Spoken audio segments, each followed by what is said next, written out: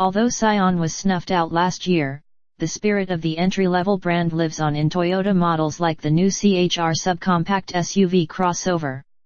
Although the CHR was originally destined to wear a Scion badge in the States, it was a relatively painless process for Toyota to pivot and bring the funky crossover in as a Toyota. The CHR was already slated to be sold as a Toyota in overseas markets. With vehicles such as the Nissan Juke, the Kia Soul, and the similarly sized Honda HR-V maintaining steady sales, it was critical that Toyota field a subcompact crossover in the United States. Like most organizations with a product to sell these days, Toyota wasted no opportunity to reference the M word, peppering its pre-test drive spiel with all things millennial. After a day in the saddle in and around Texas Hill Country near Austin, we think Toyota should relax the pitch a bit and take a slightly more organic approach. In keeping with its Scion roots, the CHR's trim hierarchy is simple with the XLE, $23,460, as the base model and the XLE Premium, $25,310, as the base model with a few tech and appointment upgrades.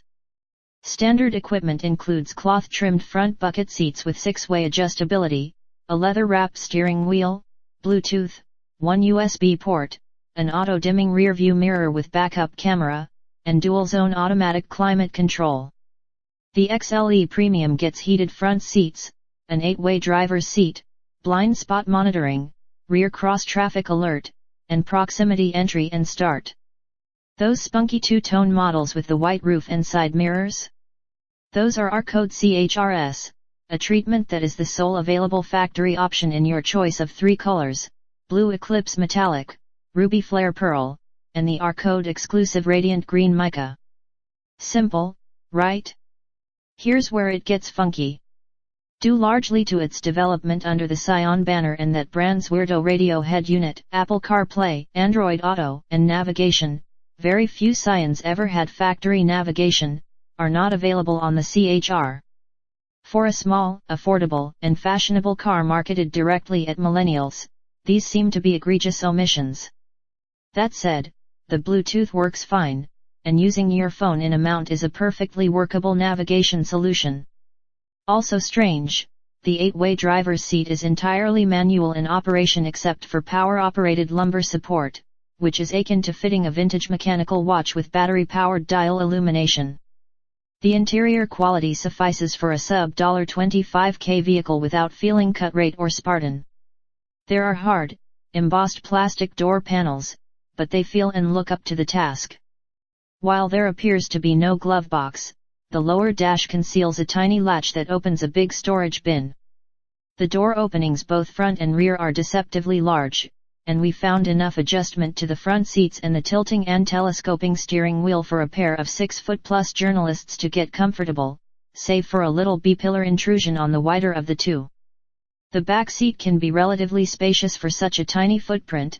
The 103.9-inch wheelbase is 4.3 inches longer than the Juke's, while the width is up only 1.2 inches on the Nissan, depending on how the front seats are set.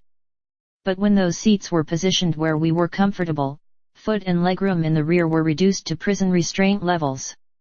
Still, based largely on elbow and knee room, our first impressions are that the CHR's front compartment is a tad more spacious and comfortable than those of the HR-V and the Juke.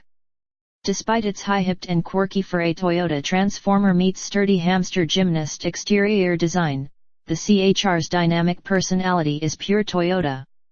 The naturally aspirated 2.0-liter inline-4 making 144 horsepower at 6,100 rpm and 139 lb-ft of torque at 3,900 rpm is an engine that needs to be overtly stressed if you want to have any fun.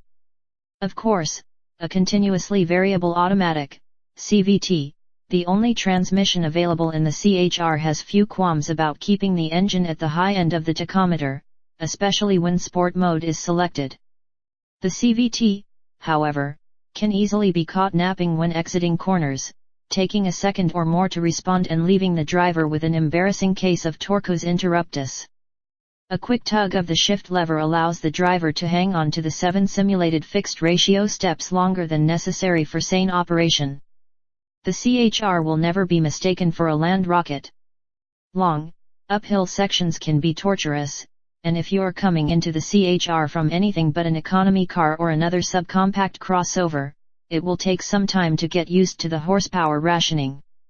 We're convinced a slick manual would do wonders to improve the situation. Kudos are warranted for the chassis tuning. Reportedly refined on the Nürburgring, so were our blender and shocks. Probably the CHR runs a strut front and multi-link rear suspension with Sachs dampers at all four corners. Impacts through the standard 18-inch wheels are nicely cushioned, and the setup is tuned so that body control doesn't loosen over broken pavement or go flabby in cornering, nor will the car attempt to take flight when cresting hills at speed. The electrically assisted steering is the weak link, offering little feel or feedback even when firmed up in sport mode. Indications of pending turmoil are signaled by tire squeal long before the steering wheel weighs in on the subject. The brakes offer smooth, linear response, but any data regarding their strength will have to wait until we can strap our test gear to the CHR.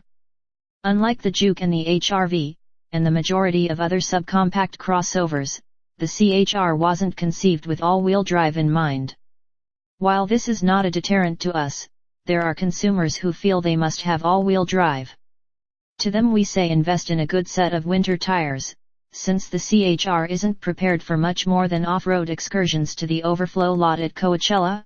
Anyway, given the Toyota's 5.9 inches of ground clearance and standard all-season tires, Toyota has big plans for the CHR, with hopes to sell 30,000 units by the end of 2017 and double that in 2018. Those looking for a funky alternative to the usual suspects and not put off by the lack of Apple CarPlay, all-wheel drive, or factory navigation will find the CHR at Toyota's showrooms in April. View photos. View photos.